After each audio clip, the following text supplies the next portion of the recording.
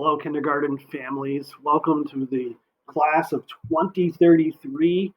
Starting your career off here at Granville Elementary School. We are so excited that you have joined us and have started your journey here at Granville Elementary School. I am Travis Morris. I am the principal here at the elementary school. I am so excited for meeting all of you in the fall. Thank you for taking the time today to watch this quick orientation. I say quick. I can't guarantee it'll be quick, but I do know there's a lot of information to share with you, really just to help you understand what kindergarten looks like, and what it feels like, so they have a good idea going into day one, what to expect. If you are not new to kindergarten at Granville Elementary School and you're on child number 2, 3, 4, whatever it might be, this is probably the same information you've heard a couple times, so feel free to say, I'm done, and bow out. But if you are brand new to kindergarten or brand new to Granville Elementary School, this might be some really good information for you. So I hope you stick with me. I'll try to make this as entertaining as possible, although no guarantees when it's not live like this. And I've rehearsed a little bit, so I won't make some of the same gaffes as I do when it's in person. I want to start first of all by just saying thank you again for joining us, and you are part of the great GES family. We love it here. Currently, we have 143 students that are registered for our kindergarten classes, which is honestly about the same we had last year, which is exciting. However, we do have 7 sections, and those are broken up into full day and half day. So we have 5 classrooms that are going to be full day this year, and then we have 1 classroom that's going to be just morning kindergarten, and 1 classroom that is just going to be just PM kindergarten. And we look forward to having all of you in our classrooms. If you are new to kindergarten, you may not know this, especially since you can't be part of the tour, but all of our kindergarten classrooms are in one pod. So kind of picture a big circle, and all the classrooms kind of are on the outside of that circle. So all 6 classrooms are together, which is great. A couple years ago, I asked my kindergarten team, what really does kindergarten mean? When I'm trying to express to a parent what it means to be a part of kindergarten, what does that feel like? And this is what they came up with.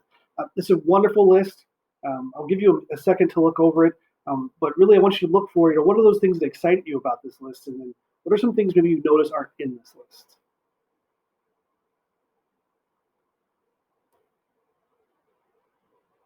So things that excite me is new. There is so much new that happens in kindergarten. I think that's definitely a word that really we can use to describe the kindergarten experience. But that's very exciting because we get to partner with you to help explore all those new things, making new friends, solving problems, playing games, and really making mistakes. Because we know that we're going to make lots and lots and lots of new mistakes. And there are going to be times when your child's going to get frustrated. There are going to be times when your child might even be told to go talk with Mr. Morris or talk with Mrs. Thatcher, the school counselor, because that wasn't necessarily the wisest choice. But we want to make sure that we understand that this is a learning experience for all of our students. So it's okay that they make mistakes. We don't want to solve the mistakes for them. We want to teach them how to work through those mistakes, how to be adaptable, how to be resilient in solving those problems. And all of this, I'm sorry, what you didn't see in this is you did not see a lot of academics. You didn't see a lot of passing a specific test, a state test in 3rd grade, that sort of thing. And although academics are a huge part of what we do, and yes, in 3rd grade, your students will be taking a state test, we know that kindergarten is all about exploration and understanding what's new and getting to know new people. And so that's what we want to focus on in kindergarten, especially early on in the school year. What I love about this list also is that it very much aligns with what we are all about as a school district. And as a school district, we are all about learning for life. So everything you saw on that list was all skills that are about learning for life skills. And the teachers actually made that list before we adopted our new mission statement. And so I think that was really cool. We were already going down that path. So just know that in the highs and the lows of kindergarten, we really want to kind of bring all that back together. Where even at 5 and 6 years old, we're helping students really learn for life. And so who are those people who are going to help do that? Well, this is the amazing kindergarten team. So you see we have our 6 teachers.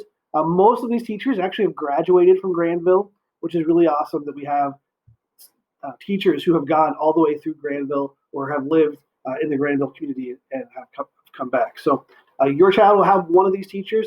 And what's really awesome about the kindergarten team is that at some point, multiple points during the school year, your student will interact with all of these teachers, whether it's for instruction or for a dismissal process or for some game times and things like that.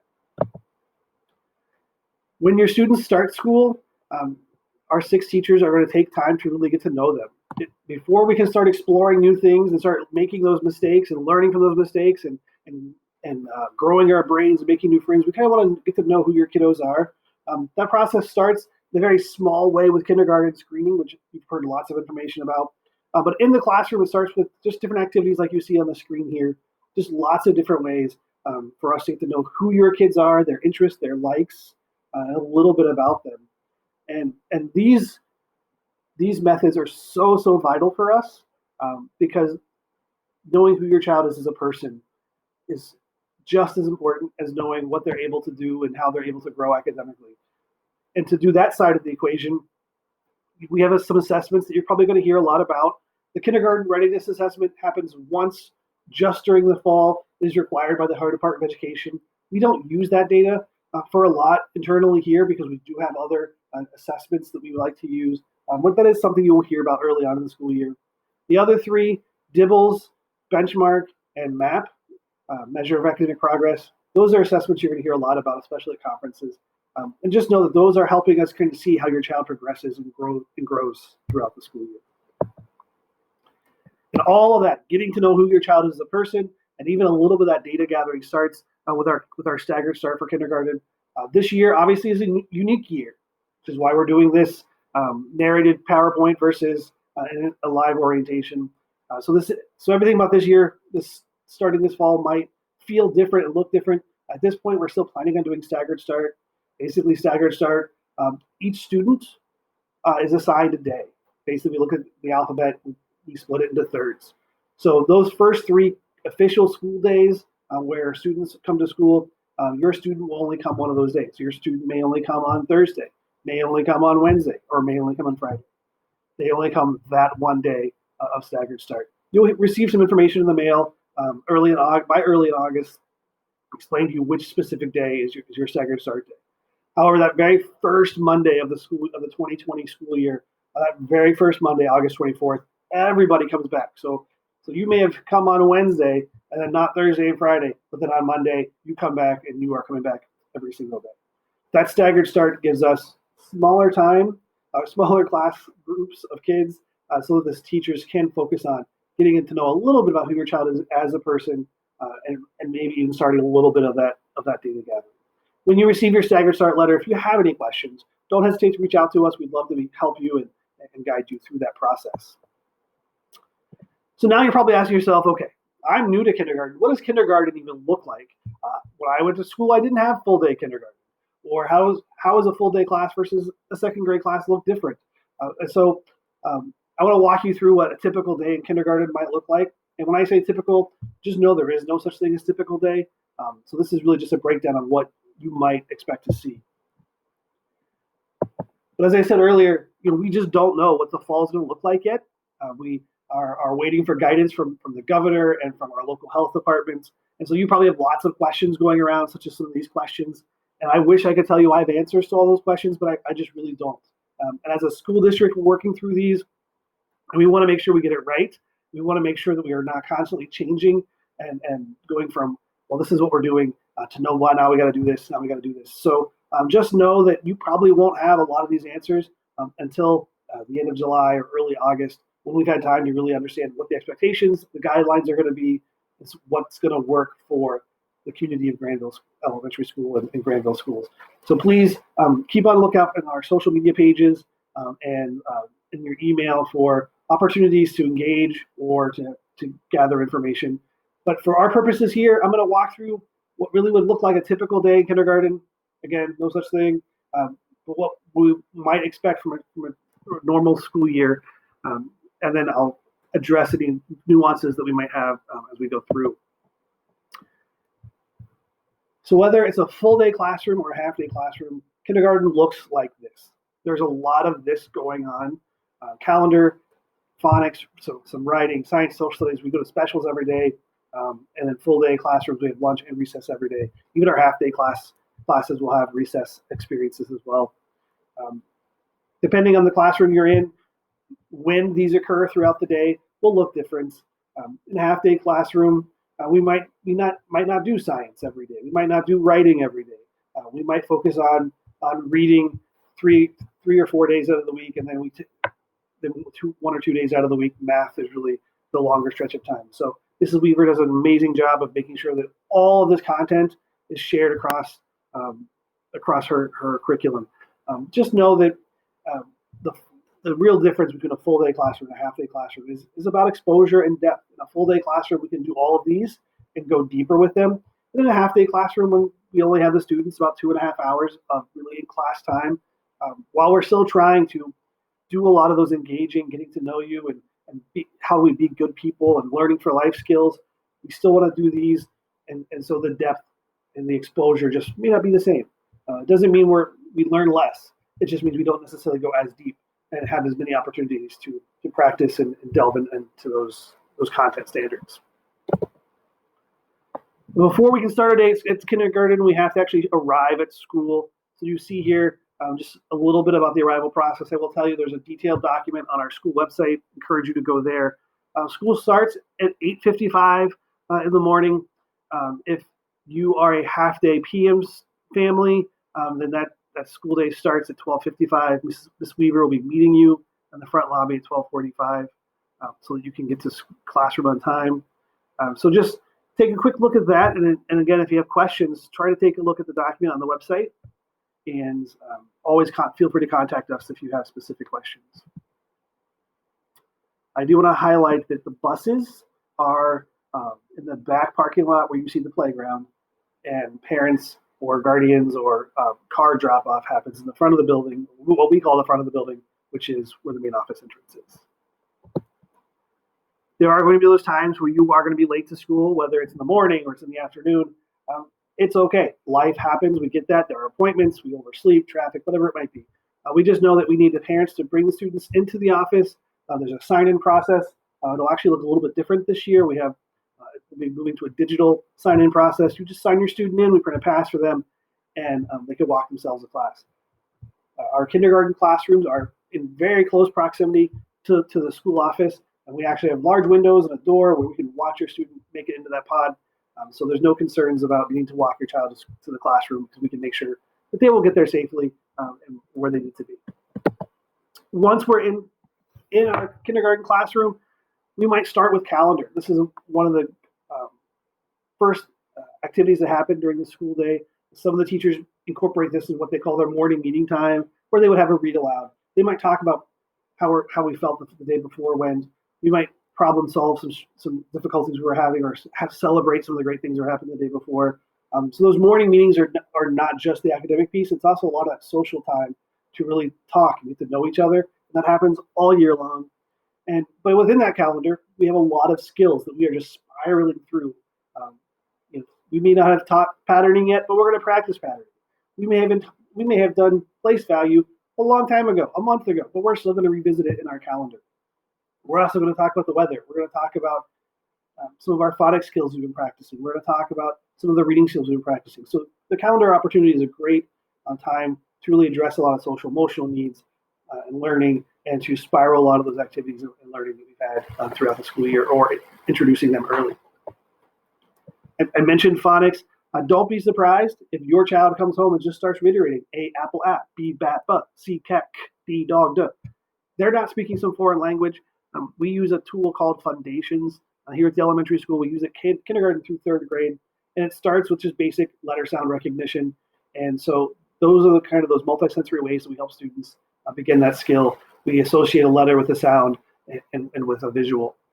And Fundations is about, again, it's letter recognition, sound relationships, breaking words apart. So if you see your child using their fingers and saying d, g, k, at, it's okay.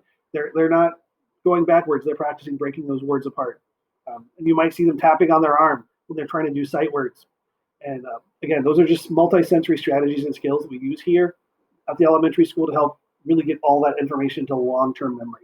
Your teachers will definitely give them more detail about those, but just don't panic if you feel like your child's speaking a whole different language. As part of our reading program, we do lots of literacy centers. Literacy centers are just independent activities that can involve writing and drawing and reading aloud and reading with each other. Just different activities to help really kind of practice those reading strategies and skills that teachers are introducing in whole group and in small group. And during those small group times, we try to group students based on interest or what they're able to decode, what skills they need to focus on. So literacy groups happen pretty regularly, whether it's a reading group or a writing group. And it really is a focus on specific skills and practicing those skills and growing your student as a reader. So as I mentioned, writing happens very, very developmentally. I want to share that writing definitely is the last literacy developmental stage. The reading has to come first, that decoding comes first, and then that encoding. So your child might be a really strong reader, but still struggling with spelling. It's okay. We want to encourage students to have that invented spelling or to really have that sound-based spelling because it is a practice of those words.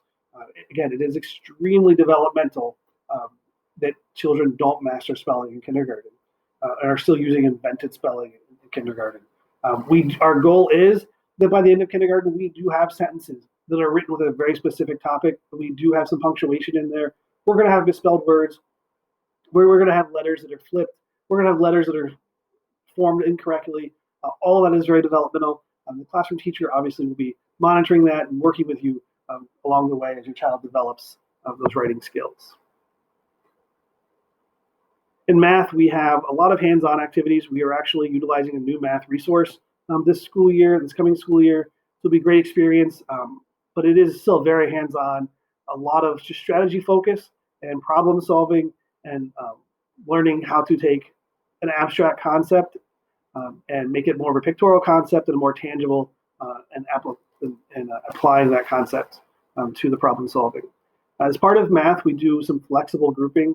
Flexible grouping means we do some pre-assessments to see what skills how strong a student is in a specific skill, and based on their strength level with those skills, they'll be with a specific teacher, just working on the skill at their level. And sometimes they might be with Mrs. Krebehenny, sometimes it might be with Mrs. Gibbs, sometimes it might be with Mrs. Diddle, and all that can just totally rotate and change throughout the school year. It's not every single day, it's not all school year long, but it's just different opportunities so we can really focus in on your student's specific skill or strength of that skill and help them grow either to build more mastery of the skill or to go deeper with that particular skill. I keep referring to these math skills. Well, these are some of the math skills we'll talk about in kindergarten. I know that graphing and data analysis sounds like some pretty advanced terms, but really we do provide opportunities for that. We graph whether or not the groundhog is going to see his shadow. We graph favorite colors. We look at those charts that we've graphed and we try to understand and build theories about them. We look at the patterns that we're seeing. So we do some pretty high concept math skills in kindergarten, but we do it obviously in a very developmental way. These are some of the science and social studies topics that you'll see. Again, you don't expect to see science and social studies happening every single day. Sometimes it might be we focus on science for a while. Sometimes it might be we focus on social studies for a while. We also utilize our project-based learning approach, which is really developing a question and trying to understand and answer that question. We utilize that a lot for science and social studies. And science and social studies also gets woven into a lot of the literacy and the math practices that we have. At some point during the day, your students are going to go to one of our specials classes. We have 5 specials classes: library, physical education, music, global language, and arts. And these are our 5 teachers. Full day classrooms will go for 40 to 45 minutes, and our half day classrooms will go for about 30 minutes. But again, every kindergartner gets experience with these on a rotation of once every 5 days. In the library, we don't start checking out books early in the year, but eventually Mrs. Clausen, as she's worked through the process with students, they'll be able to check out one book at a time, and bring those home. Throughout the year, you're going to hear some of the great kindergarten traditions that we have, such as the scavenger hunts beginning at the beginning of the year, where we travel through the building, getting to know the building and know some of the people. We raise butterflies in the spring. We have the great wedding of the letters Q and U. We're working together We do Star of the Week or Student of the Week all the way throughout the school year. So many different kindergarten traditions to look forward to as we travel through this school year. Obviously, celebrating birthdays in a kindergarten classroom can be so much fun. We do recognize our students on their birthdays for different activities the teachers have provided. We do ask if you want to celebrate your birthday with your child here at school and you want to send in something for their friends. We do ask you to send some non-food items, mostly because of just allergies and that sort of thing, and parental choices of not having certain types of foods. So there are lots of things to send in, such as party favors, stickers, pencils, erasers, those sorts of things. The most important thing to do is just contact the child's teacher, email your child's teacher and just say, hey, what can I provide? How many can I provide? What are some ideas you might have? And they'll definitely guide you through that. We do ask that you not ask teachers or ask students to hand out party invitations at school. It's obviously can be a little bit traumatizing for students who are not receiving party invitations. And we, as you've seen, we have so much happening on a daily basis that can be a time-consuming process, whether the teacher does it or the students do it. So we just ask the party invitations not be distributed at school. Throughout the day, your child will be exposed to a lot of what we call PACS. PACS is a positive school culture program. We talk about what we want to see more of and hear more of and feel more of and do more of. And we really reinforce those positive behaviors. PACS includes using harmonica, includes what we call PACS hands and PACS feet. It includes a great program includes what we call Awesomes. Awesomes is just recognizing students for those positive behaviors, those positive leadership skills. And there's a giant bulletin board right outside the library where we post those Awesomes and students can get prizes and those are sent home. And one of the best things about PACS is it's very consistent throughout the building. So at any point, when any teacher, whether kindergarten, first, second, or third grade, says, I want to see more PACS feet, or we need to have PACS quiet in the hallway, every student knows what that teacher's talking about because it's common language we use throughout the school. So then comes the end of the day, we have dismissal, which please keep in mind that getting 700 plus students out of one building at one time is a daunting process. So we have a very structured process to do that. Just as parents dropping off students in the morning happens in the front of the school where the main office entrance is, so does the afternoon dismissal. We have a very specific process where you have a card that is scanned with a tablet, and then your student comes to your car from there. Again, please check out the website for detailed documents. Our buses happen in the back by the parking lot, which means we do not need families going back there to pick up so that we don't have any interruptions with our buses. And in the if you're a morning kindergarten family and you're picking up at the end of morning kindergarten, that all happens in the very front of the school. But again, check out the document on the school website. It'll be very helpful for you. And if you have questions, please don't hesitate to ask us. The question that I get all the time is how can we as parents or guardians or grandparents or aunts, uncles, how can we stay connected with the school and be involved? So in a typical school year, there are lots of opportunities to volunteer. I do hope that we continue to have those opportunities. But again, that depends a lot on the guidance of our health department and the governor on the level and the number of volunteers we can have. But if you are interested in volunteering, we have classroom volunteers. We have volunteers for our library. We have a book room for classroom teachers to utilize books for their classrooms. And so it functions very much like a library with lots of books going in and out. And so we have volunteers there. Mrs. McDonald has volunteers in the art room. There are periods throughout the year Mr. Drake might ask for volunteers with the climbing wall. So lots of opportunities to come into the building and support your student. The activities that are happening there. Curriculum night will happen this year. We just don't know when nor what that format's going to look like yet until we have more details on the fall. But there are lots of ways at home, as you can see on your screen, where you can be helping your child at home. And I think the most important part is just to be positive. And being part of being positive is encouraging, is again helping to grow from those mistakes and helping to stay in communication with the classroom teacher and with the school. And so there are lots of ways to stay in communication. We have social media pages, we have classroom newsletters, and I cannot reiterate, and I will reiterate many times, signing up for the family newsletter. If you go to the school website, click on schools, elementary school, there's a great link. Just sign up for the family newsletter. I try to send home a newsletter every single Friday with lots and lots of information in it. Teachers will send home newsletters. Those are probably the best ways to understand, to know what's going on at the elementary school. So just the last few notes. Screening is different this year because of the guidelines and restrictions we have in place. So if you have not already received information about screening, you will be receiving that soon, with the opportunity to do an at-home screening with a video created by our kindergarten team. Some of you may have questions about medicine being distributed, or if your child has any sort of allergies or anything like that, please feel free to email Nurse Burdick, gburdick@granvilleschools.org. She's the school nurse, but she's also our district nurse, and she'd be more than happy to help you with those. And if you're a full-day parent, you have questions about tuition, feel free to email Mrs. Border. We are actually waiting on sending out much information until we have a better idea of what the school year is going to look like. So hopefully around August 1st, you'll be getting some more information on what full-day tuition plans are going to look like. So again, please make sure you sign up for that school newsletter. It's the best place for you to get lots of information on a weekly basis. GranvilleSchools.org. Click on the schools tab at the top, find the elementary school, and just look for that link to sign up for the GES newsletter. All right, class of 2033. So super excited to have you join us. I know I went through this pretty fast. There's a lot of information.